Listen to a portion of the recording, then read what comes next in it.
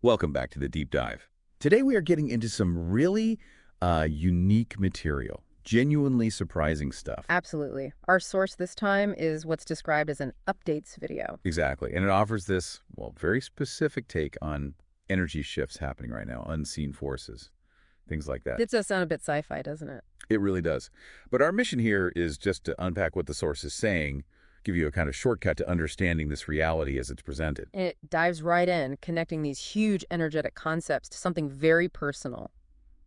Suffering. Turmoil, even. Yeah, that's a key point. Yeah. The source says some people it calls them light workers or energy people. People considered highly sensitive to these kinds of vibrational changes. Right, they're feeling these big shifts on Earth, in the solar system, much more intensely, and it's causing, well, distress, suffering. So the immediate question is, why? Why now? And the source offers a pretty dramatic explanation, a cosmic battle, one that it claims these beings, the reptilians, are actually losing right now. Which is a concept you hear in certain esoteric circles, these reptilian entities. Exactly. And the source claims that as they're losing, as they're preparing to sort of shift out or leave, they're causing maximum carnage, maximum turmoil. Almost like a scorched earth policy, Wow. revenge, maybe. And also, crucially, to feed as much as possible before they go.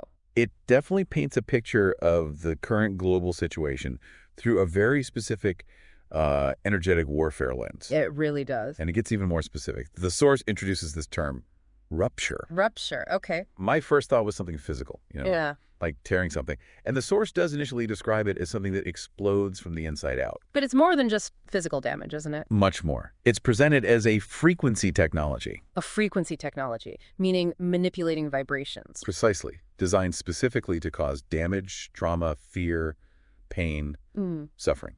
Very targeted negative effects. Which naturally makes you ask, why? What's the purpose of deploying something like that? And the answer, according to the source, is loosh. Loosh! Okay, I've heard that term. It's described as a kind of sustenance energy. That's it. An energy derived from negative emotions, fear, pain, suffering. The stuff these reptilians supposedly feed on. So the rupture technology is designed to generate loosh. Exactly. And it's not random. It apparently targets weak spots in our bodies. Think recurring back pain, old injuries, places where it can maximize the suffering. Exploiting existing vulnerabilities. Yes, to create, as the source puts it, huge amounts of loosh for them, before humanity's ascension. Which the source presents as an inevitable shift for humanity despite all this. Right, so it's like a final, desperate feeding frenzy using this rupture tech, a targeted energetic assault. It implies a very deliberate, strategic manipulation of human pain during this transition time. Okay, hold on, because just when you think it can't get stranger, Yeah. the source brings in CERN. CERN, as in the Large Hadron Collider in Switzerland, the science facility. The very same.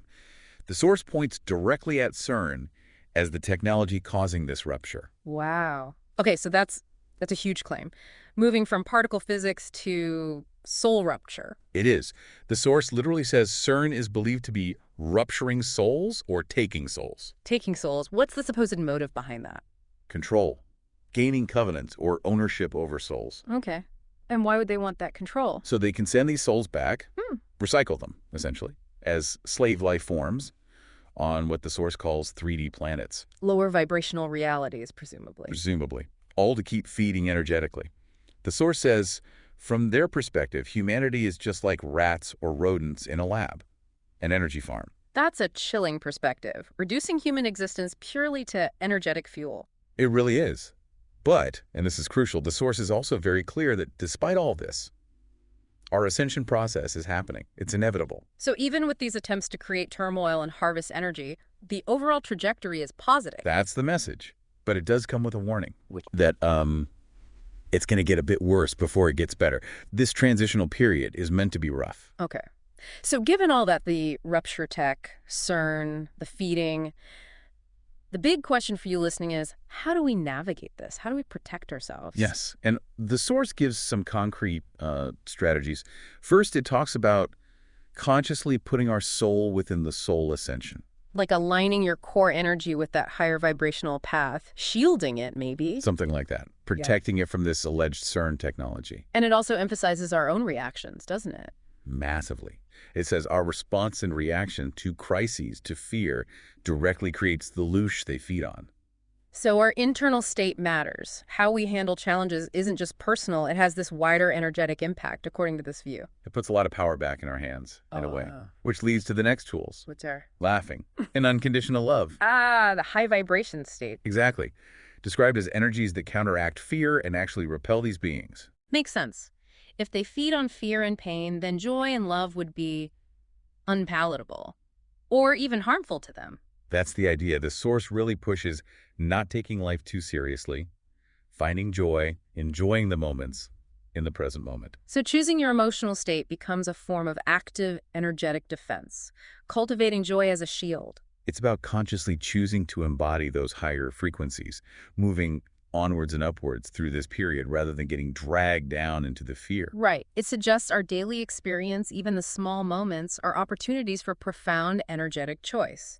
Choosing love over fear, joy over suffering. What a journey today, huh? We've really gone deep into this specific viewpoint, energy shifts, these reptilian concepts, rupture, loosh. And that really unexpected connection to CERN, supposedly weaponized for soul capture. Right, but always circling back to that core message, humanity's ascension is happening, even if the ride gets bumpy. And that there are ways, according to this source, to protect ourselves energetically, actionable things. Definitely. Focusing on our response, choosing love, choosing laughter. Powerful stuff. Indeed. So as you, our listener, sit with all this, maybe ponder this, how does understanding the potential vibrational impact of your own responses change how you might approach challenges? Yeah, what new angles does this give you on navigating, well, the unseen currents that might be influencing our reality? Something to think about.